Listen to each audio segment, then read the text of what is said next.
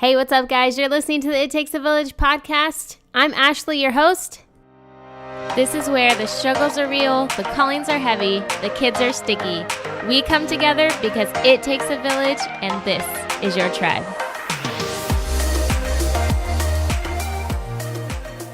Hey guys, thanks for listening to this episode of the It Takes a Village podcast. I am so glad you're here because today I get to chat with Jane Merskey Leader, and she is the author of Dead Serious, Breaking the Cycle of Teen Suicide.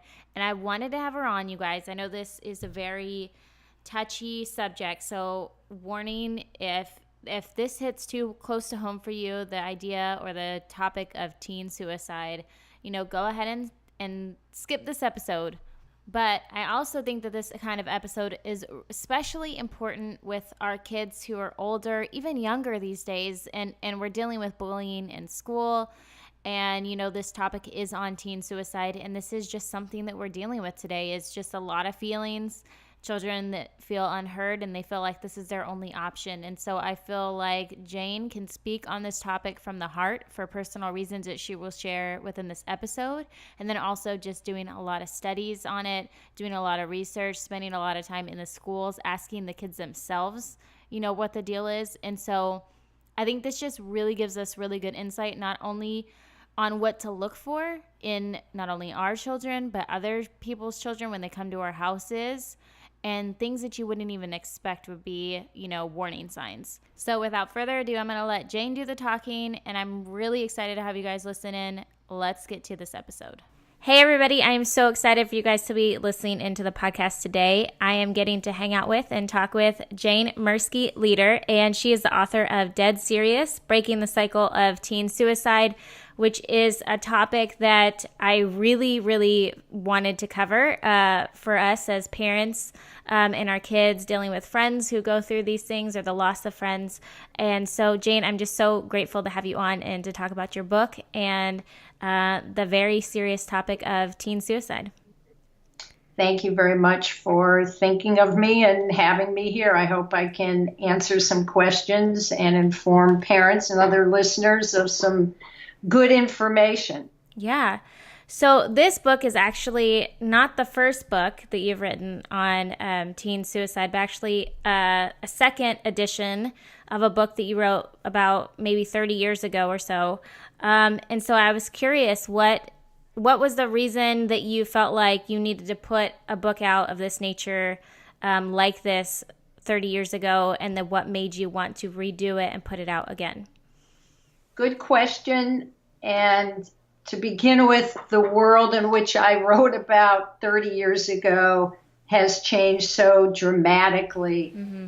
There were few, if any, home computers. There was no social media, no cell phones. Academic pressure was real, but not at the fever pitch where it is today. Yeah. There were really no viable suicide prevention programs in schools. In fact, I think there were few, if any, outside of school as well. There was no open discussion about gender and sexuality or physical and sexual abuse. So there are all kinds of ways in which the world that kids grow up in today and parents have to parent has changed so dramatically.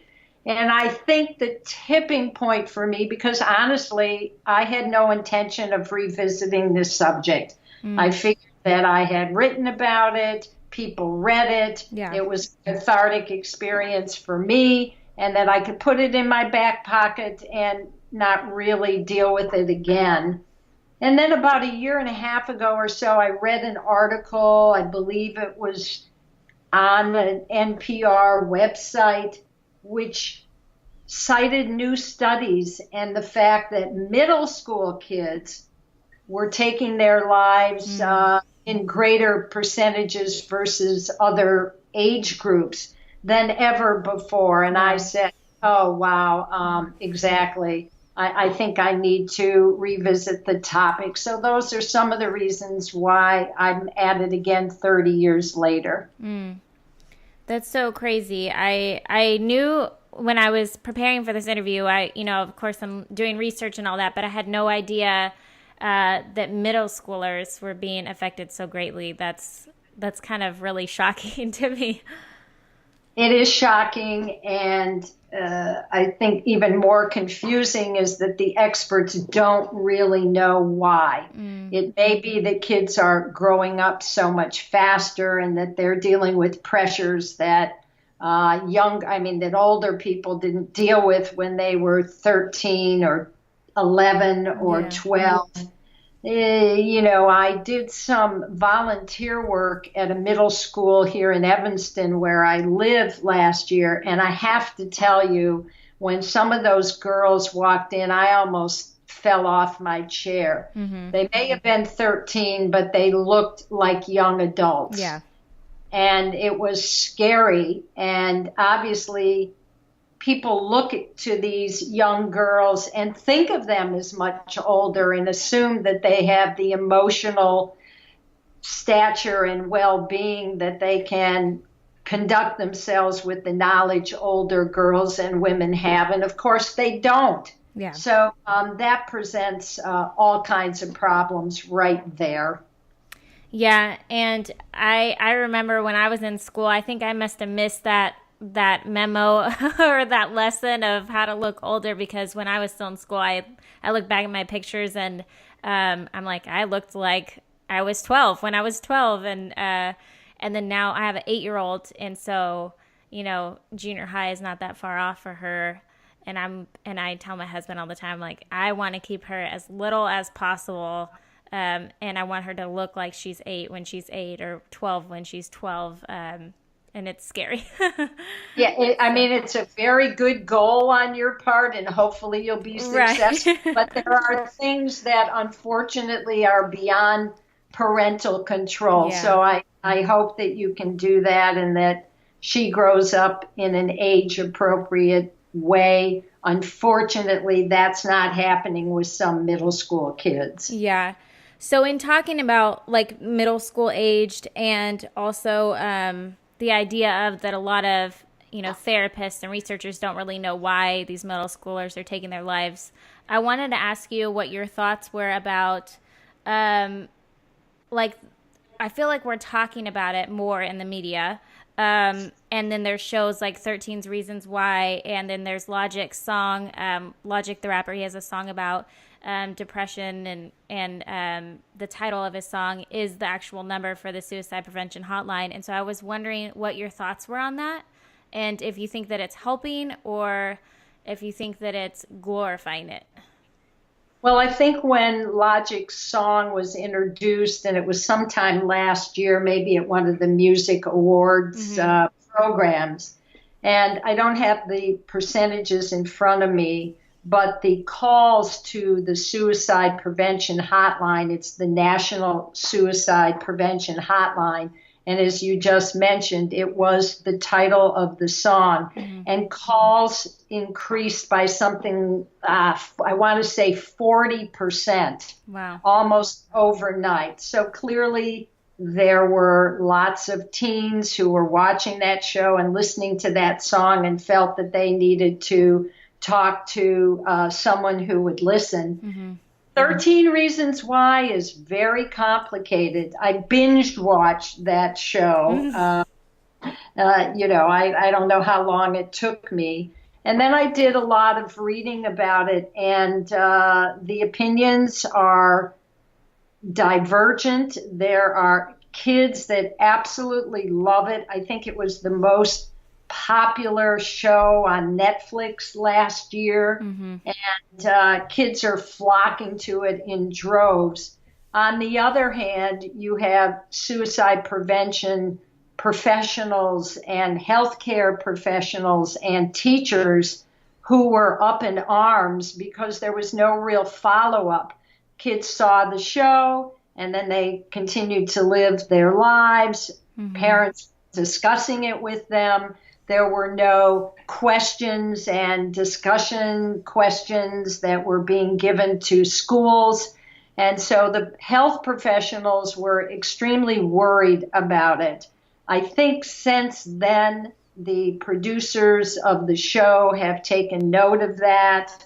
I also have seen questionnaires and discussion questions that are being provided by a number of suicide prevention organizations around the country. So my feeling is, I'm conflicted because I think on the one hand it's fantastic and essential that the issue of teen suicide get out there for a national discussion.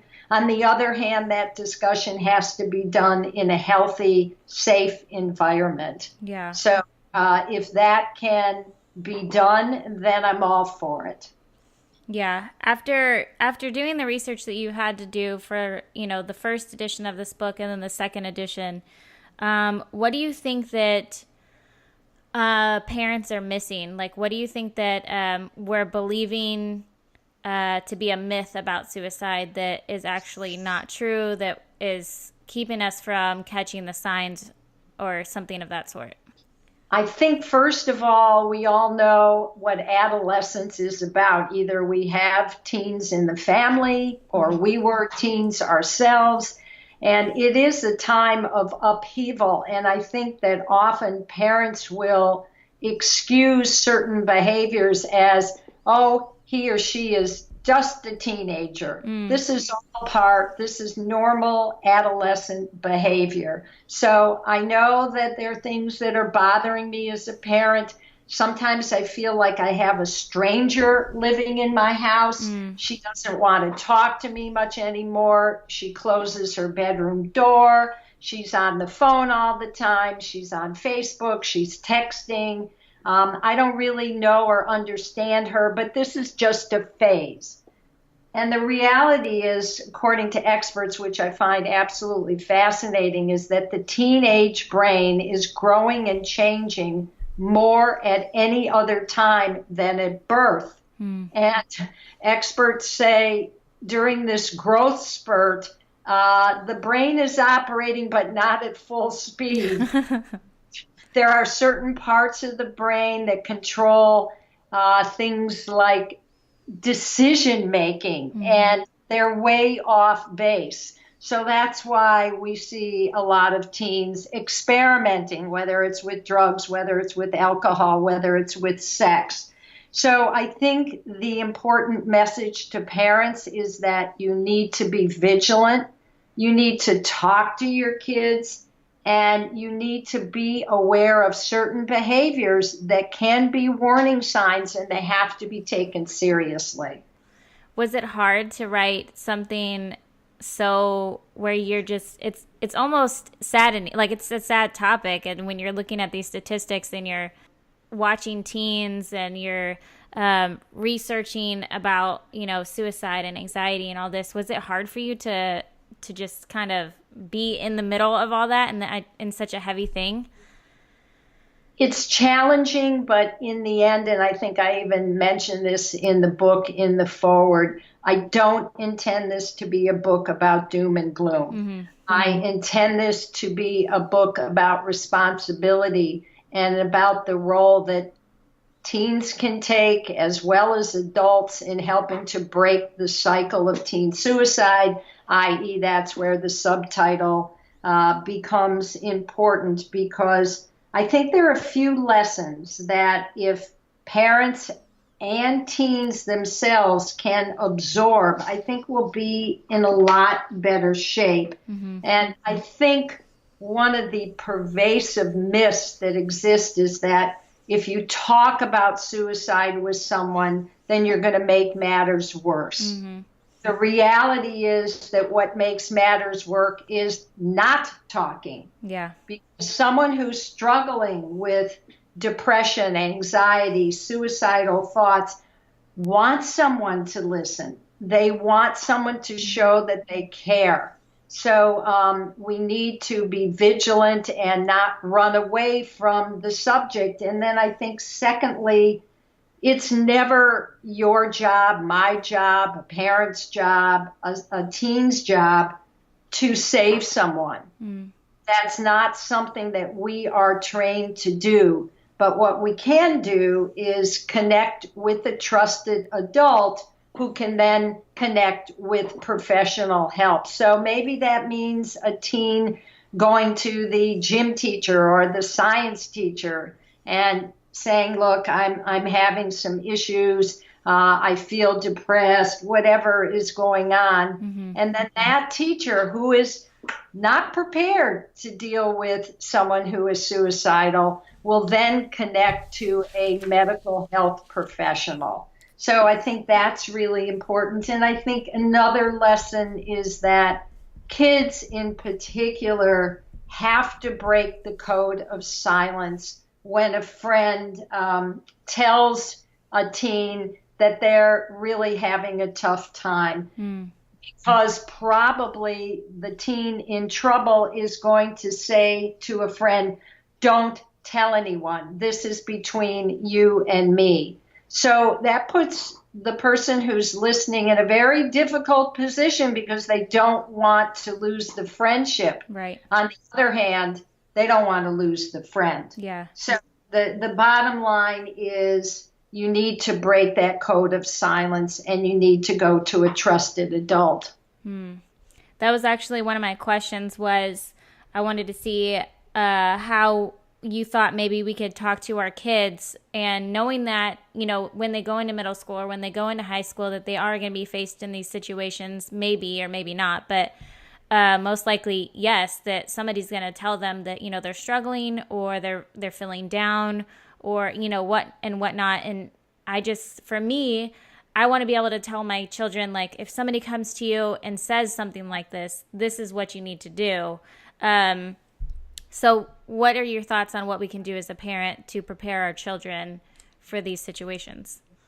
I think the most important thing is that you have open communication with your child, because if that doesn't exist, you're going to get absolutely nowhere, because they're not going to be interested in listening to you. They're going to take it as being lectured to. So there's this whole way of listening, not only to our kids, but in other personal relationships. It's called active listening. I write about it in the book. It's something that I learned about a gazillion years ago when my son was little.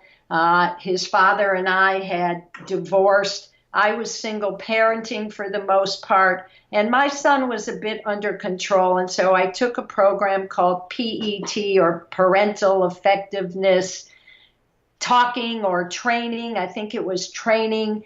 And the basis of that program was on active listening. And in a nutshell, and this is really, really, really challenging, particularly for parents, we have to avoid blaming. We have to avoid trying to solve their problems for them. We need to serve as a mirror so that we reflect what it is they're saying, but don't jump into lecturing them about they can't feel this way or they shouldn't do that, but rather to mirror back what we think we're hearing. So I think what you're feeling is, or if I heard you correctly, this is what I think you said. And then that allows your child to say, yeah, that's pretty much it. Or, no, Mom, you don't get it. That's not what I'm saying at all. And then you might say, boy, I really am off base. And then they might say, you're right. You're way off base, Mom. And you keep going like that. So instead of cutting off the conversation, instead of blaming, instead of judging, instead of trying to solve your child's problems for him or her, you try to really open up and listen. And my feeling is that if you can do that, and if you have that open kind of communication, your kids are going to be much more willing to have a conversation about difficult topics, whether it's sex, rock and roll, drugs, alcohol, and certainly suicide. Yeah, and as we were talking a second ago about the other question I had asked you, it reminded me of these commercials that I absolutely hate, that they came out, and I haven't seen them lately because I watch Netflix mostly, so I don't see commercials anymore.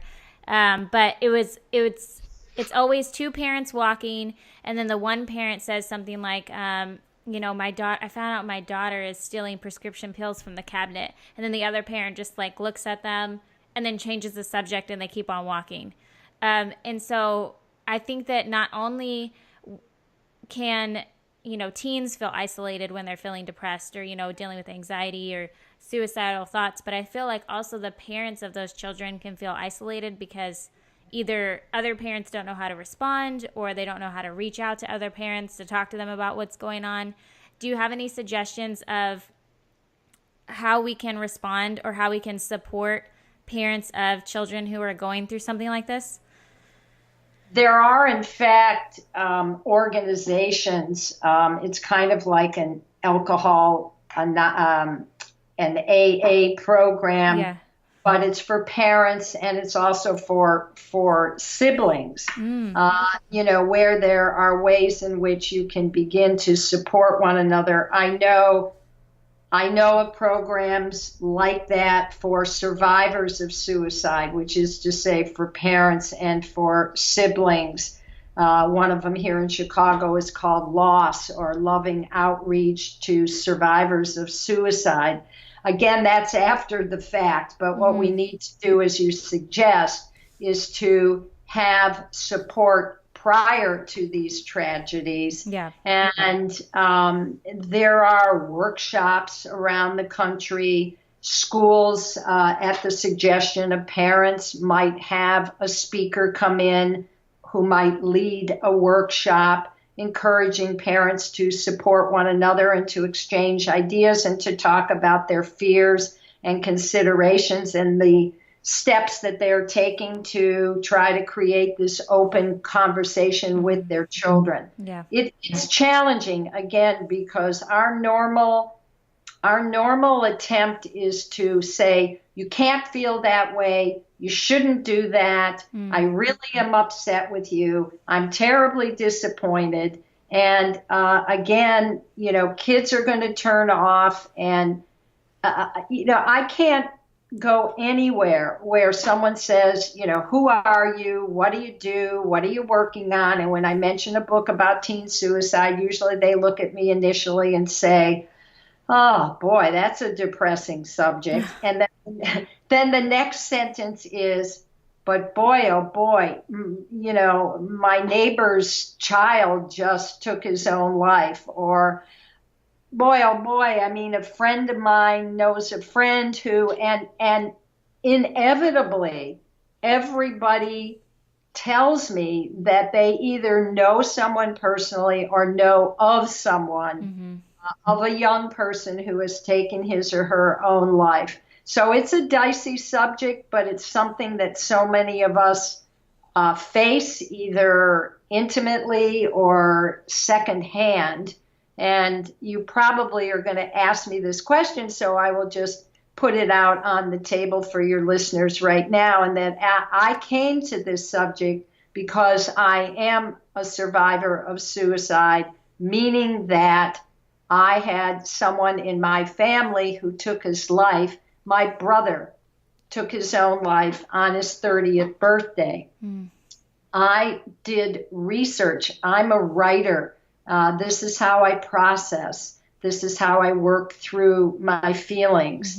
And there are other people who lose a loved one and they go on a lecture circuit or they start a foundation. And I admire all of those people. My route was to write a book. And when I researched the subject, I found that there were many books out there, this is 30 years ago, that talked about adult suicide, but there were almost none that addressed the issue of teen suicide. So that is how I found this particular niche, even though my brother took his own life on his 30th birthday.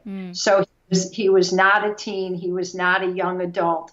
But I had a teenager at home. I had in another lifetime taught high school. So I felt that I would be able to address this audience. And this particular book and the book I wrote 30 years ago are both written for teens to teens. Mm. I try to address them and speak their language and use examples that relate to their real lives. But as the book has been reviewed last time and this time, almost inevitably reviewers say, but this is also a book for adults. Yeah. And there are so many ideas and tools in the book that are important to adults as well as teens. But when you asked earlier why I came to this subject and why I wanted to revisit it this time, when someone you love takes his own life, there is a deep, deep hole. And that hole is never really filled completely. So I can honestly say that 30 years hence, I still have my brother's photo on my desk. I still look at it almost every day. At this point, it's real easy for me to get a little angry with him. It's like, look what you missed. Mm-hmm. You were not able to attend this or to watch my son grow up, and I wasn't able to enjoy being an aunt. Mm-hmm. There are all kinds of feelings that I have, but I have happily gone through all of the negative feelings that can be so hurtful and debilitating following the death by suicide. Mm-hmm. You wrote this for teens, and I think that it could be really valuable for parents to read it. Like you said, it's good for them too. And I think it's because it helps like the parent to get into the heads of these teens of what are they thinking about and what are they, what are they feeling or what are they concerned about? What should I be talking to them about? So what is one thing if, all the readers for your book can walk away with this one thing, what would you want them to walk away with? A dog barking. Yep, that would be my dog. I think to understand that teens talk to other teens much more often and easily than they talk to their parents. Yeah. And that this is just a reality. This is a truth. It's not a myth. And it is not taboo to talk to your child's friends. And it's important, again, to understand that kids talk to other kids long before they're going to talk to you or they're going to talk to teachers or other adults. And as a result, kids really are on the front line. And they need to, and they can do this with the help of a parent, find someone whom they trust implicitly. And it may be a parent, it may be their parent. Chances are it's not. Chances are it's going to be, as I mentioned, the gym teacher or the science teacher or someone they just know in the community, someone who owns a store that they go to often. But again, for parents to understand that they're not going to make matters worse by talking about this with their kids. They need to show that they can listen with care, and they need to encourage their kids, if they do open up, to seek professional help. And that's something that the parents can do as well. That's funny that you say that, because that's one of the most common things I tell my husband is I always say, I want to tell them before their friends tell them.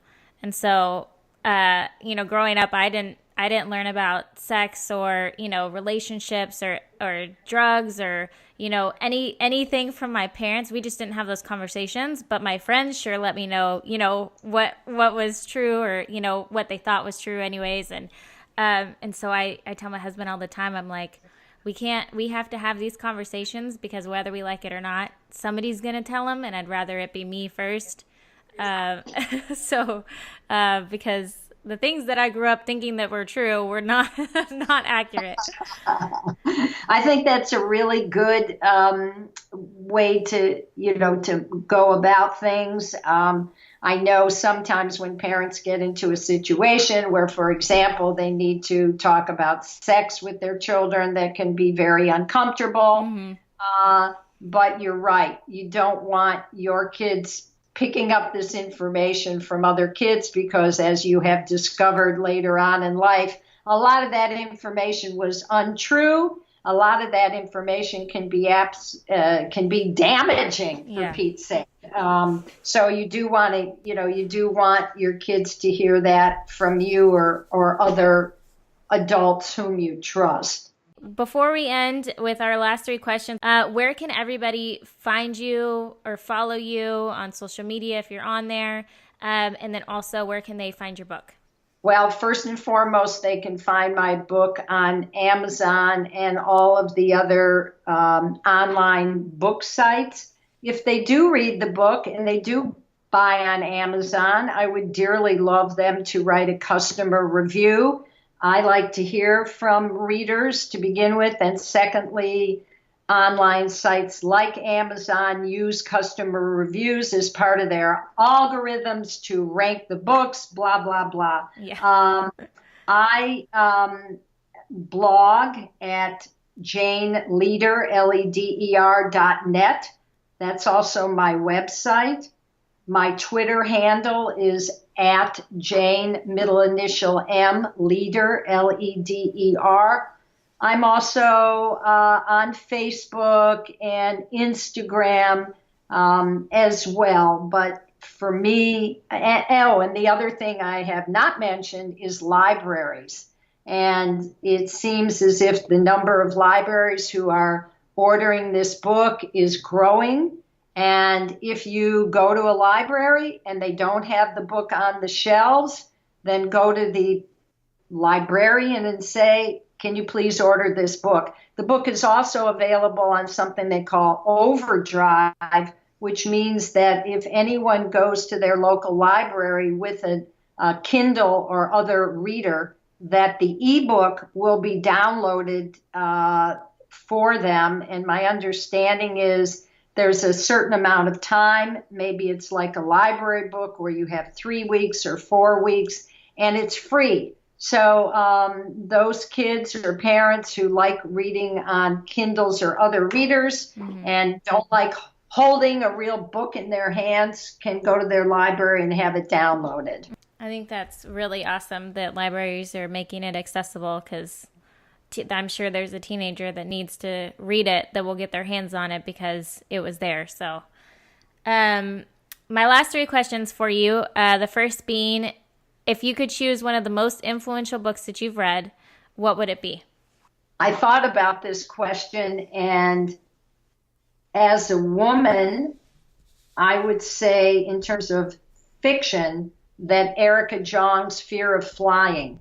And I say that not because it was a literary triumph, but because it was the first book that I had read written by a woman about adult issues that all women face. So I definitely say Erica Jong's Fear of Flying. And in terms of nonfiction, I would mention Nancy Friday's My Mother, Myself.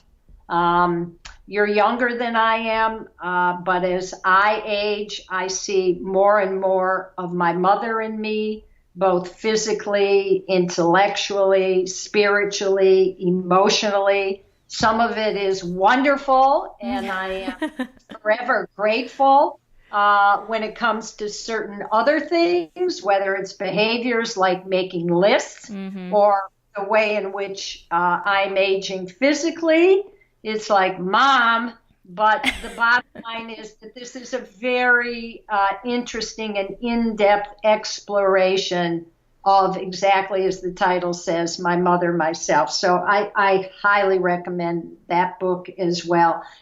I obviously read a tremendous amount of literary fiction. I've read some books recently that I love, but in terms of being a woman and a parent, I would highly recommend those two books. Those sound great. What is your favorite form of self-care? What is something that you do for you that like really fills you up? meditation. And I'm not doing it as regularly as I used to. I used to meditate twice a day, Mm-hmm. and I did that for more than 5 years. In combination with that is yoga, but not challenging yoga, but more restorative yoga. And, and as a woman, for me, in addition to those kinds of activities, I think it's just important to continue to look at ourselves, to feel good about what it is that we admire in ourselves, to be honest about certain traits that may be ones that we would like to change. And self-awareness is at the bottom of all of this. There is no way as women that we can have good, positive, fulfilling relationships with other people until we know and feel comfortable with ourselves. Mm-hmm. I believe that 100%. Yep. Good.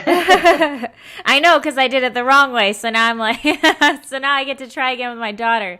But yes, I agree 100%. If you could empower women in one way, what would it be? To know and honor their self-worth, Mm-hmm. their abilities, their capabilities, and to understand that we deserve, through hard work and intellectual pursuits and everything else that we experience, a place at the top of the food chain or just below it. I mean, the bottom line is that sisterhood is powerful, women are powerful, and I think we live in a trying but exciting time in which we're seeing more women who are going to be running for political office. We still haven't had a female president of the United States. I'm keeping my fingers crossed for that one. And the more involved we are, the more we talk to our kids, talk to other parents, and engage, whether it's, through your local school board or, a book club or any other endeavor. The worst thing to do is to sit at home, to moan about things, to complain, but never get off your little behind and do something about it. Mm-hmm. Definitely. Hey guys, thanks for listening. As always, don't forget to subscribe so you don't miss the next episode. Catch you guys later.